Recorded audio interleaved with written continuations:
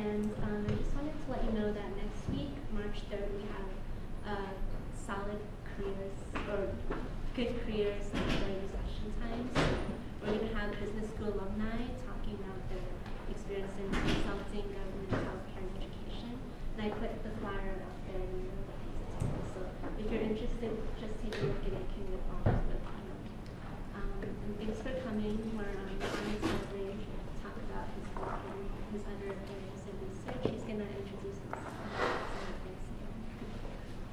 I'm actually not going to introduce myself, not because I think I need no introduction, but I don't know what purpose this introduction would serve. What I'm going to talk about really is, truth in advertising, the economics and psychology of why people seem to do things that we would rather they didn't. So I'll certainly tie into themes that are in the book, but this is not a book talk. And nor, certainly this is not a pitch to buy the book. If you knew what fraction of the purchase price I actually get, then you would understand why there's very little incentive for me to sit up here and give you a hard sell. I am an economist, but there are going to be, you'll see, both psychological and economic components to what I am going to talk about, but I will primarily address them from the square-headed perspective of a rational-minded economist, which, for better or worse, is what I am. Now, I take as a point of departure the notion that it is the economics and psychology of why people do bad things, because clearly both of these elements are involved. There are crimes of passion and crimes of calculation. Like, we take it as self-evident that that should be the case. People do things impulsively, but people also do things because they rationally total up the costs, total up the benefits, and from their own individual perspective, it is best for them to do that which is socially costly, something we'd rather they didn't do. And this, the title of the book, which was actually not my choice, I wanted to call it Rational Gangsters, which I think has, I think it has a nicer ring to it. This is what we have in mind when we refer to rational gangsters, people who, again, rationally add up costs and benefits and do what we would say is the wrong thing. Now, where I think this becomes more interesting is where purportedly or outwardly it would seem that it's crimes of passion at play, but when we scratch below the surface, we find that, if you like, there's a little inner accountant, again, adding up these costs and benefits and doing that which we would prefer they wouldn't do. So to motivate this idea, what I want to talk to you about is the killing of witches. Now, one would think that witch killing, we know it happened in Salem centuries and centuries ago, but it may be less familiar to you that witch killing is alive and well in the modern world. So in many parts of Africa and Latin America, Southeast Asia, there are people who are hunted down and killed for witchcraft. Now, the particular area I want to talk about is a region of Tanzania called Meatu. It is one of the poorest districts in one of the poorest countries in what is obviously the poorest continent on Earth, Africa. And in some years in Meatu, there are witch-killing epidemics. And so it seems like every second village has some poor old woman hacked to death because of accusations of witchcraft. Now, what are these witches, purportedly responsible for? It can be any kind of misfortune. So maybe you lose your job, you blame a witch. The crops fail, you blame a witch. The Knicks lose, you blame a witch. One that you can presumably, or most of you can relate to. You fail an exam, you blame a witch. Now, scapegoating is, of course, a universal human need, a human phenomenon. We all have scapegoats. We blame our roommates, we blame our children, we blame our parents. In my case, I usually seem to end up blaming my mother-in-law, but we all have a scapegoat, someone we like to pin these problems on. In Meatu, the problems are often pinned on the witch. Now, who are these witches? True to stereotype, they are generally old women. Though, as some of you may know, there's been a spike in witch accusations of children in Africa as well, and I'll talk about that a little later. These tend to be very intimate crimes, so it's your aunt or your grandmother, someone very close in your immediate family. So if you think about what's going on here, you are hunting down your grandmother. You are hacking her to death with a machete. Why? Because the crops failed. And to our modern sensibilities, this just simply doesn't seem rational. So if you ask the question, is this a matter of passion, lashing out at someone looking for blame where blame cannot possibly reside, seems like passion rather than calculation. Now, I'll argue, for most of you are economics students, or a majority of you are undergraduate economics students. And if you've been well taught, you are already well schooled in this game we play of turning anything, giving anything an economic explanation. Okay, so if we allow ourselves to play this game with witch killings in Meatu, where does that take us? Okay, so now remember, Meatu is one of the poorest regions in one of the poorest countries in the poorest continent on the planet. What does this mean for the farmers of Meatu? It means in any year, they are basically on the brink of starvation. Okay, so even in good years, they have their backs against the wall. Now what happens if they get what we call a negative shock? It can be a system-wide shock, the crops fail, or it can be an individual shock. You lose your job. Your expected future income drops because you fail the high school entrance exam. Again, remember, you are on the brink of starvation. Now you're pushed over the edge. As a family, you don't have sufficient resources to survive. So what are you going to do? So again, you had just enough last season. Now your income has shrunk by 10%. Last season you had just enough. Now you have 10% less than just enough. What are your options? What are you going to do as a family? Imagine you sit down with your brothers and sisters and have this conversation. What do you think you're going to do?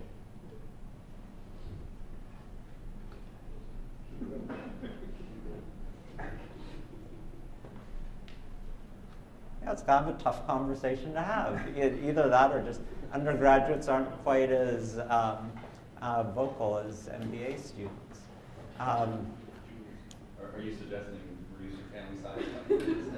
Well, one's first reaction might be we each eat 10% less. That would be a natural initial response. That's what we do. Sorry? That's what we would do. That's what you would do. Okay. And I think that's what we would like to think that most of us would do. It's a very egalitarian view of dealing with what is a very difficult problem. But then reality intercedes in that we have minimum caloric threshold. So if we all cut back on 10%, remember we had just enough calories previously. Now we have 10% fewer than just enough. Then we all die a slow death. None of us can go out into the fields because none of us have the energy to get up out of bed in the morning. So what else are we going to do? Pack up grandma. Okay, so that's clearly where we're going with this. Yeah, so it seems like that is not an egalitarian way of going about solving this problem. It seems like, at least in expectation, you'd want every person to have an equal chance of drawing the short straw, so to speak. Right? Well, grandma's So why? been around, she maybe said grandma's been around, so she's kind of lived her life, you know. And Okay, so in she's some. maxed out anyway, so we'll just Okay, so in some notion of fairness might dictate that the person who's lived the longest would get the hatchet quite literally. First in, first out. The FIFO rule of surviving a drought. Why else might you go after grandma? Yeah.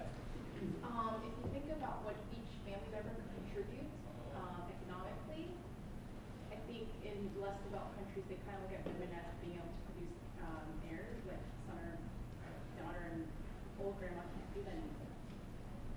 Okay, so just narrowly, what resources does an individual provide to the household versus what does an individual consume?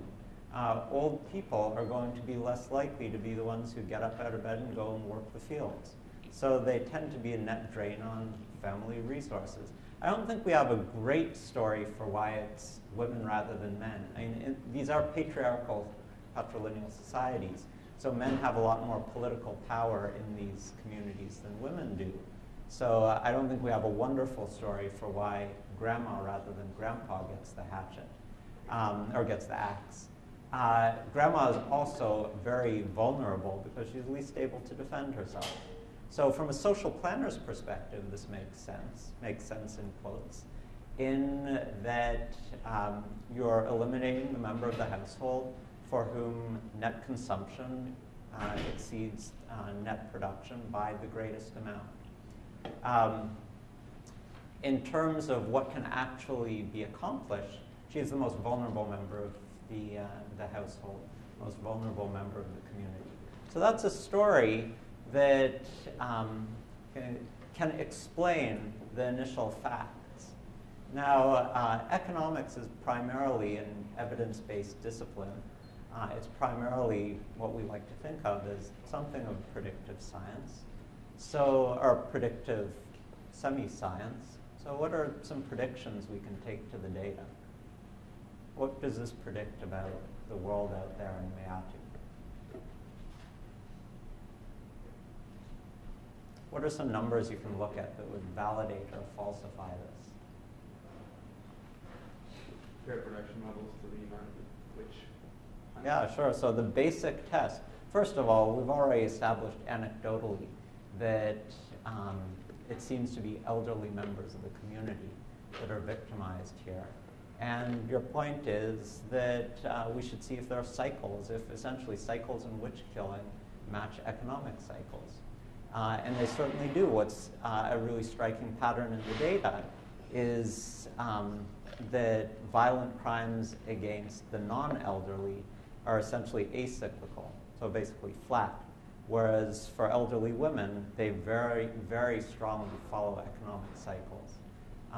To the point where in a drought year, and you don't want to be an old woman in Meatu when the rains don't come. So what is already a high rate of witch killing, 1 in 1,000, doubles to 2 in 1,000 in a drought year.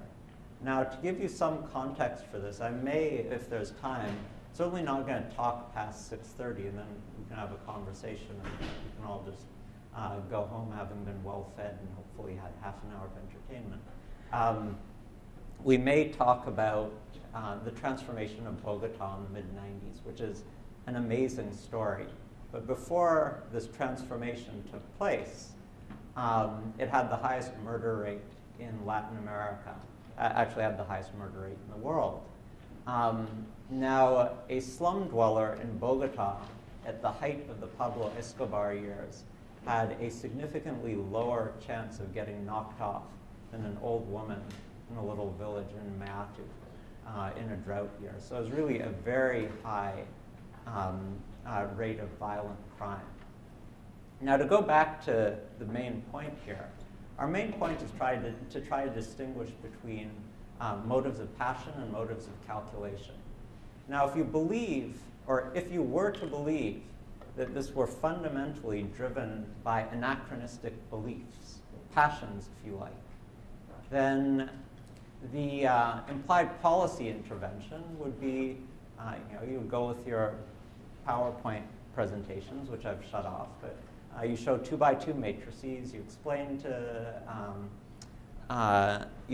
the people of Meatu about meteorological patterns and random fluctuations in the weather, and they come to realize their wayward ways, and they stop killing grandma. Now, this was the attempt made by the Tanzanian government that actually wished to put an end to witch killing, and it may not surprise you that it had no impact whatsoever.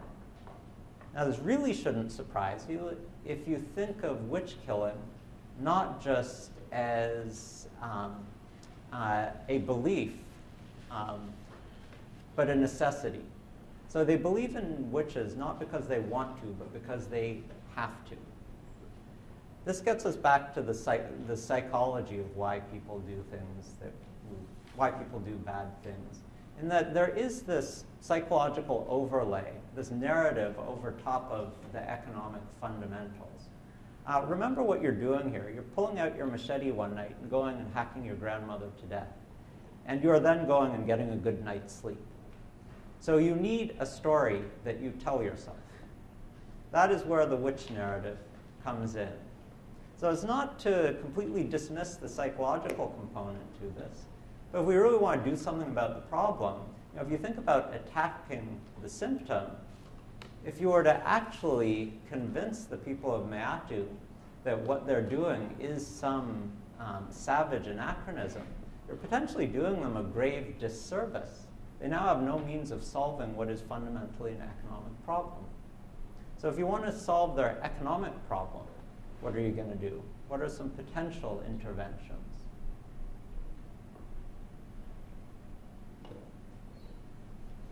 In the case of a really bad drought or something, you give aid for a while. Right, so you would want countercyclical aid that effectively is a function of the weather. And what's also very nice about weather is it isn't gameable. So there is no dictator who, despite his whatever his purported omnipotence, they just can't manipulate the weather. So we worry a lot in aid policy about fund disbursements that can be manipulated by recipient countries. Rainfall insurance, effectively, isn't easily manipulated. So that's certainly the one policy that we would push, that we would endorse. Anything else? Increase efficiency in good years? Okay, so what one could do, there are two takes on that. One is, what is fundamentally the problem here is that these are very poor communities. So in general, we need to make these richer communities. So we need to invest, we need to build schools, we perhaps need to encourage them to move from an agrarian economy to industrial economy. Now that's a very long-term process. So you better have something to help people get by until you get there. Otherwise, in these bad years, they'll eat their machines, so to speak. You need to be able to get through the bad years in order to get to this point where you're actually a developed economy. The other concern with this is, and this I would just put out as a somewhat unrelated mystery in the field of economic development. Very often farmers just don't do things that are efficiency enhancing. Like why they don't switch from cassava to pineapples. This is like a perennial mystery to agricultural economists. Why they don't apply fertilizer more judiciously. Very small investments, often heavily subsidized. They just don't do them. So that is something of a side issue. So while I endorse the bigger vision of this, I still have to tide people over until we get there. Another thing that you might think about doing, if you really want to target saving grandma directly, is make grandma worth something to the family. So there was essentially, when for entirely unrelated reasons, South Africa drastically increased old age pensions, witch killing there just disappeared. You can't kill off grandma if she gets the monthly check. So all of these things fundamentally point to this being fundamentally an economic problem. And again, having said that, I'm not going to be dismissive of the psychological component that lies over top of it. That's a legitimate enterprise unto itself, understanding this process of rationalization. Some of the things that psychologists do in this domain feel a little bit silly. There are lab experiments where, for example, you're given a memory task, a recall task, where you're paid in the experiment based on whether you can remember a string of numbers or whether you can or based on how many of the 10 commandments you can write down. And this may shock or surprise some of you, but I doubt it. When the task is remembering the 10 commandments, people cheat less. Okay, again, I'm not sure how interesting that is. What is the implication that if we put the 10 commandments on office walls in Enron, nothing would have gone wrong? Another one that I actually think is more interesting, when you pay people in tokens rather than money directly, they cheat a lot more. There is something a little weird in that. But also, like if you think about the office phenomenon of stealing pencils, I walk home with my pockets stuffed with pens each and every night, and I certainly get a good night's sleep having done it. But if the Columbia Business School left $5 bills stacked on the copy machine, you can bet I would feel a lot more uneasy about taking those. Now, in this domain of rationalizations, I want to talk about one other thing which will take us to the story of Bogota. And then I'm happy to take any questions. Now, if you think about how people rationalize things, if you think about where conscience speaks most loudest, where is it? What is the most common rationalization for doing anything that in our heart of hearts we know isn't quite right? Everybody does it. Everybody does it. Okay, now I'm going to take this simple observation to talk about the notion of equilibrium. And I will argue that this notion of equilibrium is very powerful in explaining how some societies have, if you like, gone awry, while others seem to be in what I'll call the good equilibrium, the equilibrium where people act in the interest of the common good.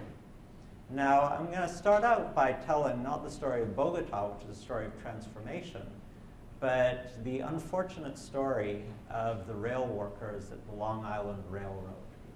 Now, does anyone or is everyone familiar with this story? Put up your hand if you're familiar with it. Put up your hand if you're not familiar with it, just so we make sure we don't have abstainers. Wow. So no one here reads the front page headlines of the New York Times. That is what I infer from this. So there was a front page story in the very recent past in the New York Times about the rail workers at the Long Island Railroad and the fact that 100% of them, more or less, seem to develop disabilities shortly after they retire. Now, at least one of these rail workers, while on a disability pension, was also the runner-up in a weightlifting competition. And this is partly what set the whole thing off. There was a very similar scandal, really only a few short months before that, in the Boston Fire Department. So now 100% of people are doing something which we say is just bad. We go to other railroads around the country, and we find the disability rate is a quarter as much, 25% on retirement. You know, this makes some sense. These people they aren't spending their days as we spend our days. They're lifting heavy stuff, they're throwing out their backs, etc. But some sizable fraction are just sitting behind the wheel of driving trains. Okay? So if we think of 25% as the benchmark, 100% seems awfully high. Now, what really bothered me about this story is that these poor railroad workers were just raked over the coals in the press. The New York Times, certainly the New York Post, and others. Now, 100% of them are doing it. I just refuse to believe that the Long Island Railroad workers, as a group, are fundamentally any different from the Chicago Railroad workers. So how is it that one group goes so awry and the other stays honest, so to speak? And that goes back to this observation that, you know, how do we justify doing things that we know aren't quite right? Well, everyone's doing it. implicit in this is an equilibrium phenomenon, a multiple equilibrium phenomenon. If everyone is doing bad things, then I'll do bad things too. But that only makes others more likely to do bad things. Now, it operates through various channels. If none of you read the New York Times, I'm sure, especially because of the generational gap, none of you have seen Serpico. Okay, so a couple of old film buffs as well. Serpico is a story about the true life story of Frank Serpico, the one honest policeman in the New York City police force in the 70s. And not only was there tremendous pressure on him, internal pressure, to take protection money, for example. People were downright suspicious of him. Because what kind of person isn't going to go along with us? Is he going to rat on us? And so on and so forth. There are many pressures that push us towards just going along with what everyone else is doing. Okay, now, if this is the case, if we believe that this is a large part of the psychology of why entire communities go in one direction or another, now what does this imply for what we do about it? So what's your policy prescription? Put yourself in the shoes of Antanas Mokus. It's 1996. You've just gotten thrown out of a university in Bogota because he was a professor of math and philosophy. He got sick of his unruly students, turned around one day, pulled down his pants and mooned them just because he had to hear them shut up. This was a man who knew his people. There was silence, but for a moment, and then shortly thereafter he's kicked out of the university. Comes into the mayor's office with a tremendous political mandate, more than 70% vote share. Now, what are you going to do to tame this corrupt, violent, lawless city? Any thoughts? Oh, by the way, public finances are also a mess.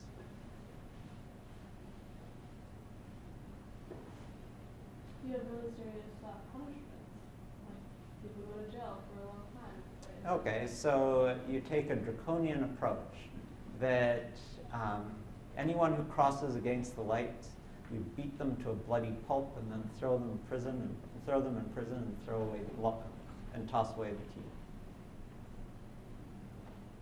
Okay, so you're standing in front of your 2,000 thoroughly corrupt police officers and you give them this directive. Send them out into the streets. What are they going to do when someone crosses against the lights? And in theory, they're supposed to beat them to a bloody pulp, toss them in jail, and throw away the key. Instead, they'll just ask for a side payment. Remember, the police force is corrupt themselves. This is not an easy problem. If this were an easy problem, Nairobi would not be a corrupt city. I wouldn't have to pay for a driver's license in Delhi. These are difficult problems. That is not what Mokus did.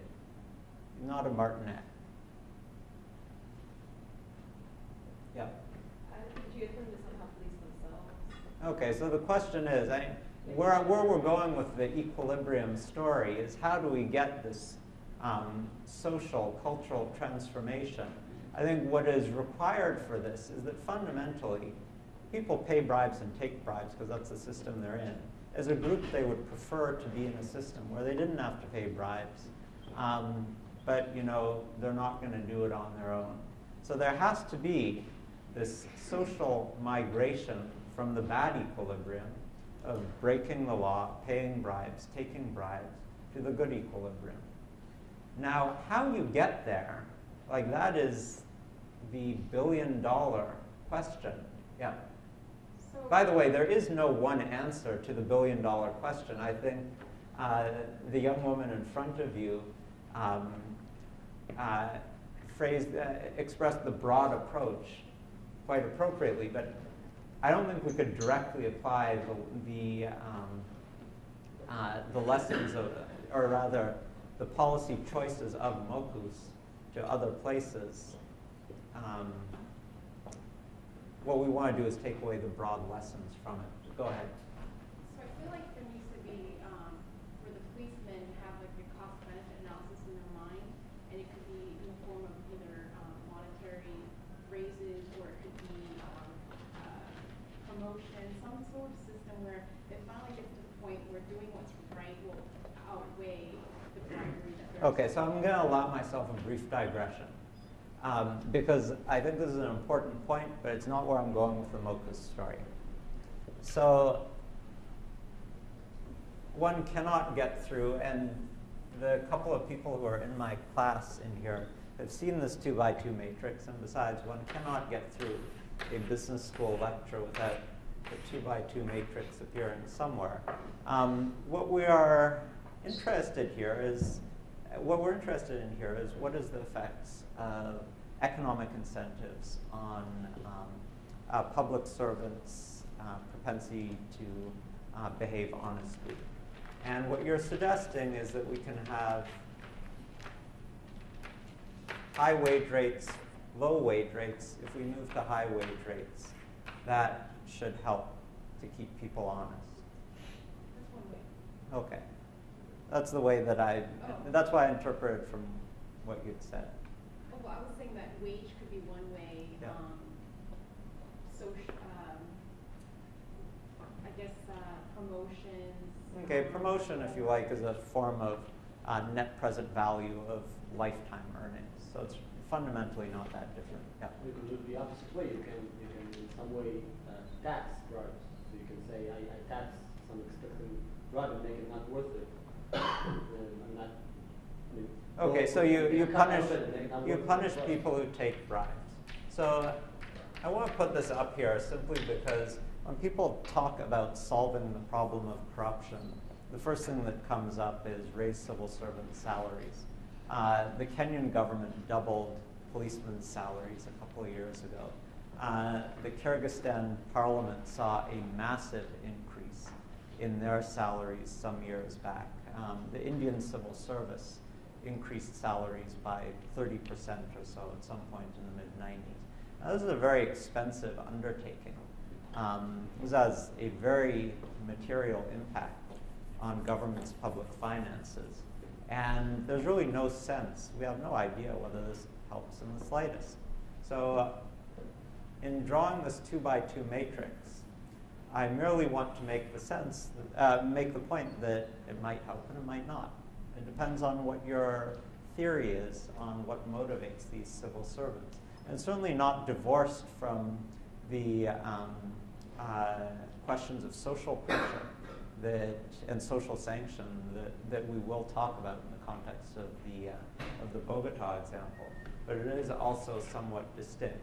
So now suppose that it's all about just wanting to do the right thing, but I can't afford to do it because I have to feed my family.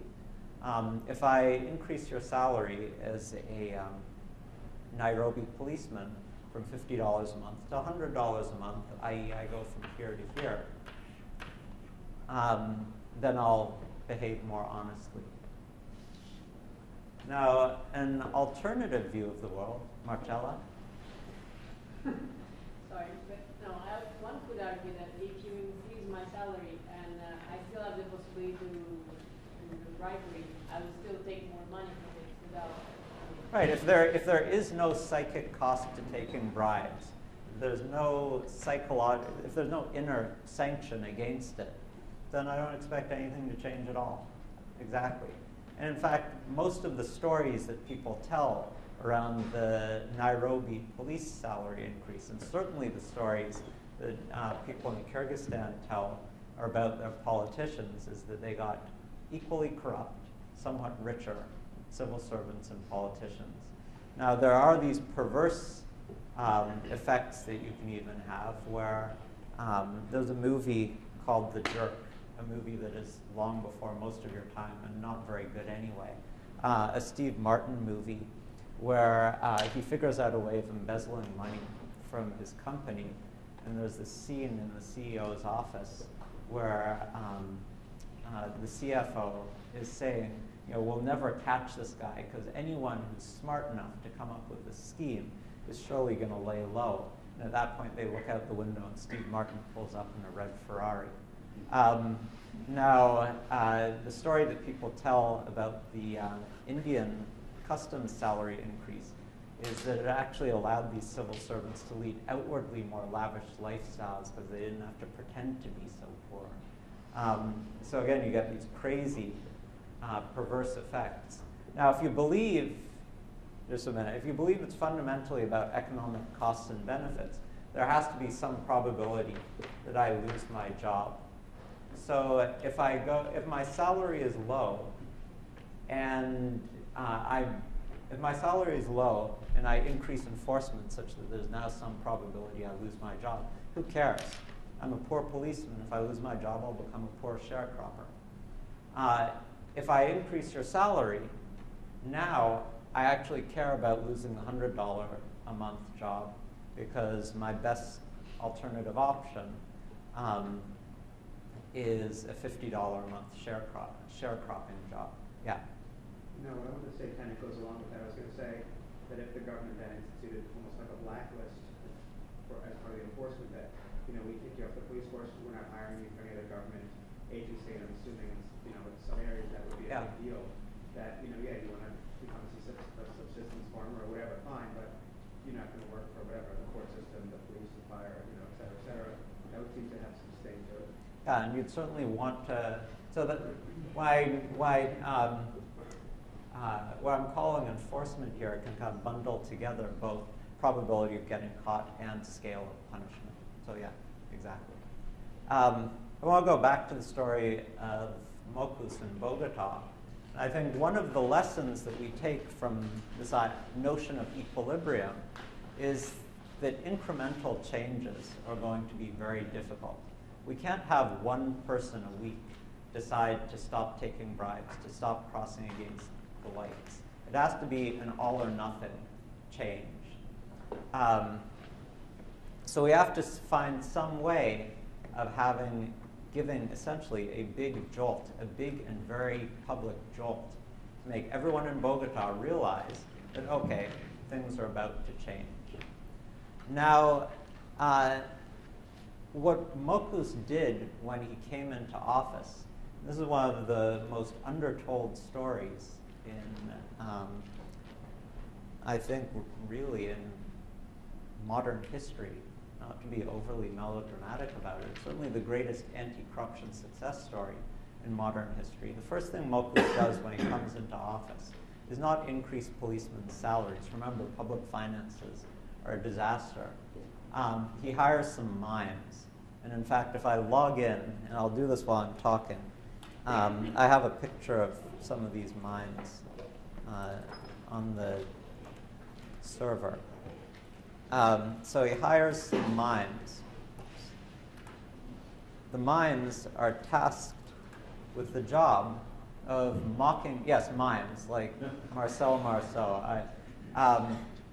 The mimes are charged with the task of mocking people who break the law. Okay, so like you cross against the lights, and this guy like apes your gait and like walks along behind you. Now this sounds a little silly, yeah? Like remember, this is the world of Pablo Escobar, where dozens of bombs are going off. The night sky lit up every night. Drug cartels battling the government, and he's hiring traffic mimes. Something else he did, which is very much in a similar spirit, is he handed out cards which had a thumb on them.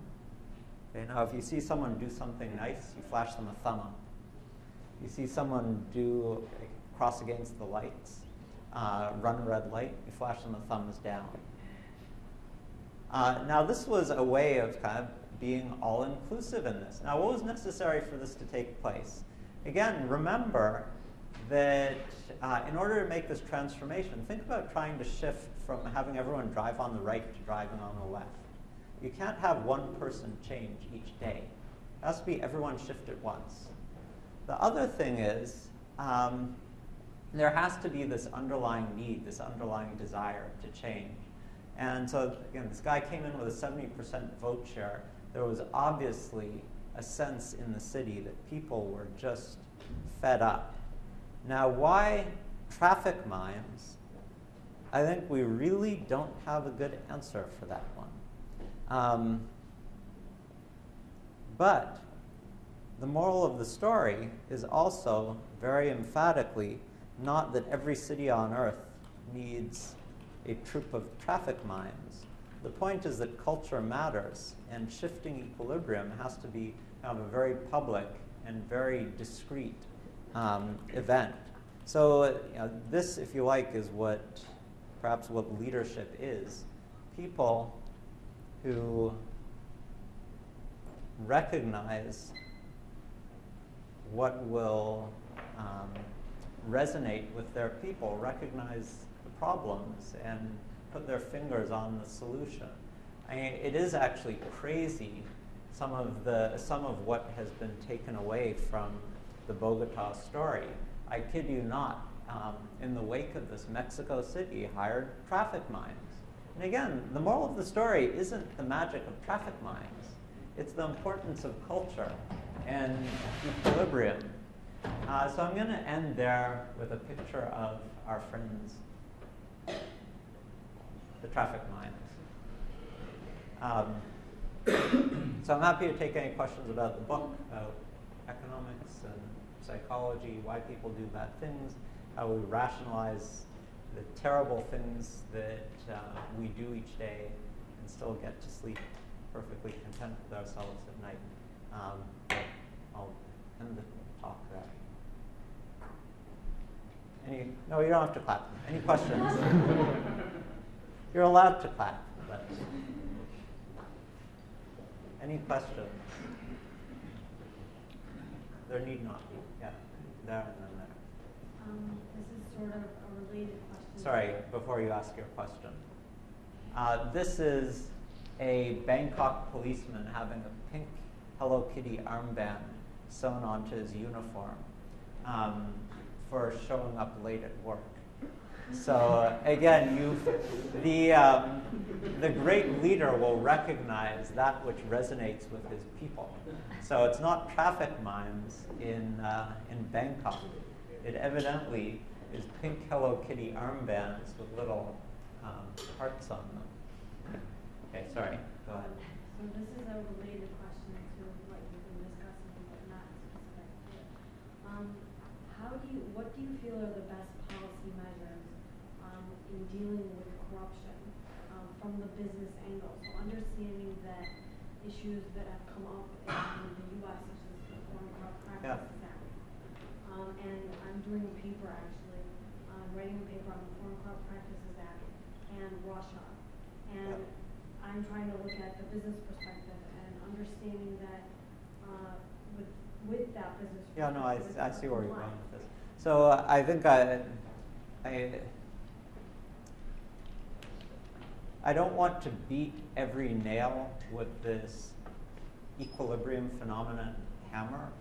But that being said, how are we going to get corporations to change their wayward ways? Something that really troubles me about how people view this problem is, if you take some of the bigger cases under the FCPA, the Foreign Corrupt Practices Act, or some of the cases in Europe, these companies are kind of viewed as pathological cases, that there's something wrong with Siemens, rather than recognizing that there are the rules on the book, and then there are the informal ways that things are done. And by labeling Siemens as pathological, as an outlier in the way it behaved, saying they are an outlaw relative to the universe of companies out there, it's kind of avoiding the larger problem of changing the informal norms. And again, this is something that absolutely has to shift as a group. There is very naturally this race to the bottom among companies in paying bribes and in corruption. you are in this very unfortunate situation that if you're unwilling to pay bribes and you want to bid on an oil field in Nigeria, you're kind of out of luck, right? Because there's certainly going to be a Chinese oil company that will do so in your stead. Right. So what do you propose is the policy, way of dealing with this? yeah, so first of all, it is a hard problem. Second, I think that some of the initiatives that are out there, there's this guy Mark Piet, who's, I can't remember his exact title at the OECD. He's trying to get companies to sign on to an anti-corruption pact. And there are a few elements to this that I think make a lot of sense. First of all, you, in theory, are providing a set of benefits to companies that are members. So it can't be just about costs. There also has to be some benefit. Right. So you can imagine, if you could get away with it, kicking countries out of the WTO if companies based in that country violated bribery laws. That's an extreme example, something that will never be put in practice, but that's the type of thing one might have in mind. The other element to this is, he's actually trying to get companies to take tangible actions beyond pure cheap talk to demonstrate their commitment to this. But crucially, this is about getting a bunch of companies to sign on. Right. There's surely a snowball effect to this. Right.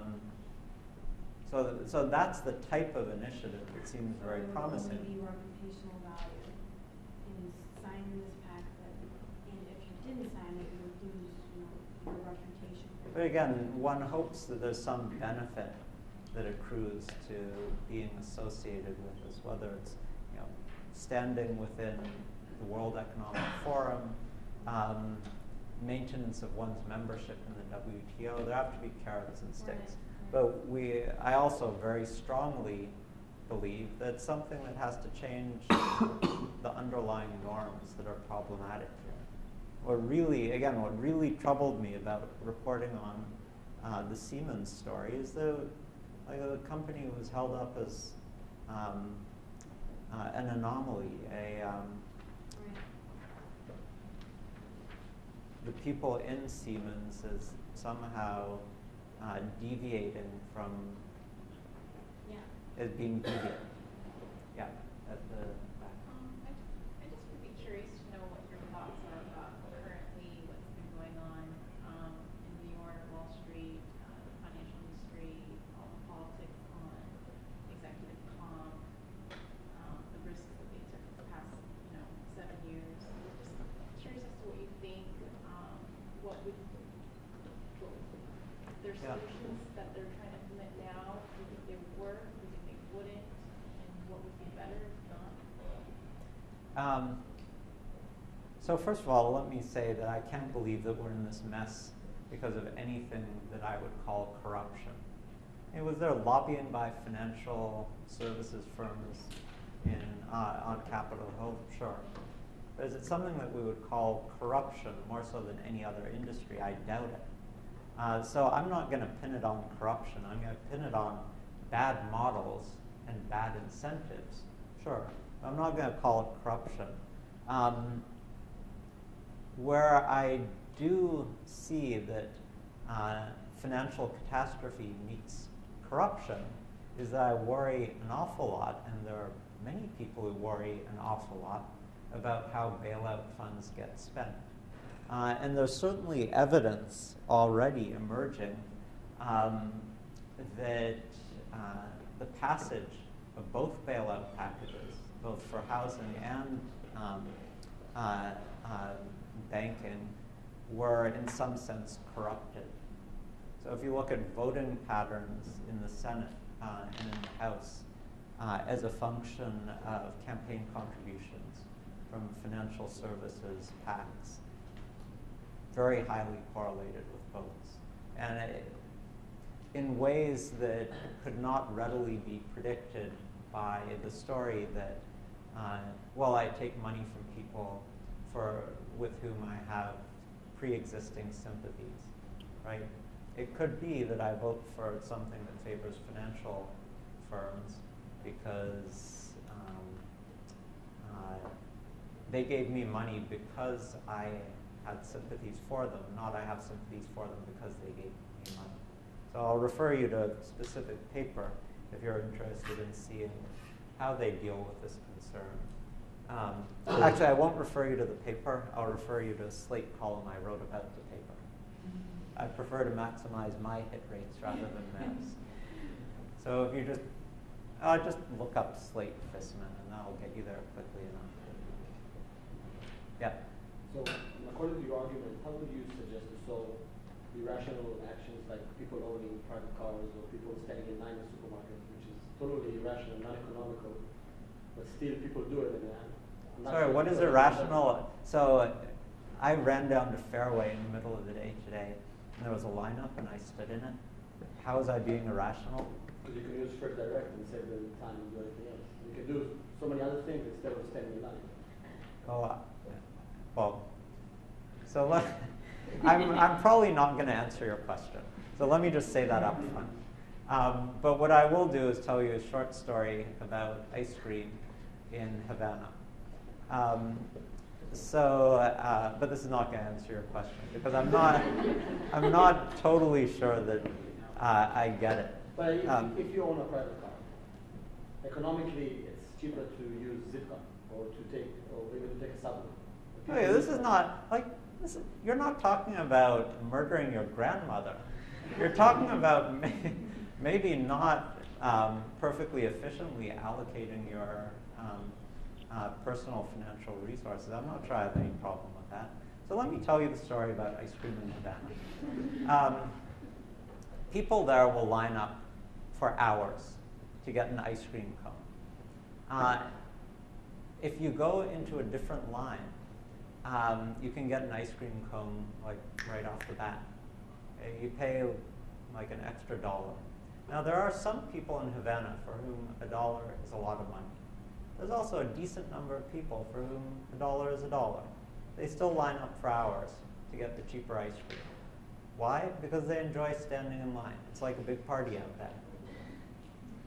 I can't say there was a party in the line at Fairway, but but that's the best I'm going to do with your question. Yes? In your example of the changing culture, you give the badge for the policeman and the knives. Those are forms of public humiliation. You're not advocating that as a good means of no, I'm actually going to advocate public lynchings rather than public humiliation. So I think a lot of people, and I say that a little tongue-in-cheek, but at least half seriously.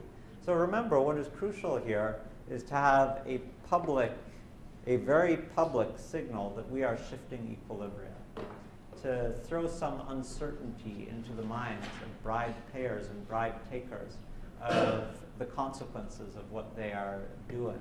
So not this most recent Kenyan election, but the one that preceded it, the government came to power on an anti-corruption platform. Around the same time, there was a spate of lynchings of bribe-taking policemen. And there were public rallies in support of this. So that is like the focal event that shifts the equilibrium.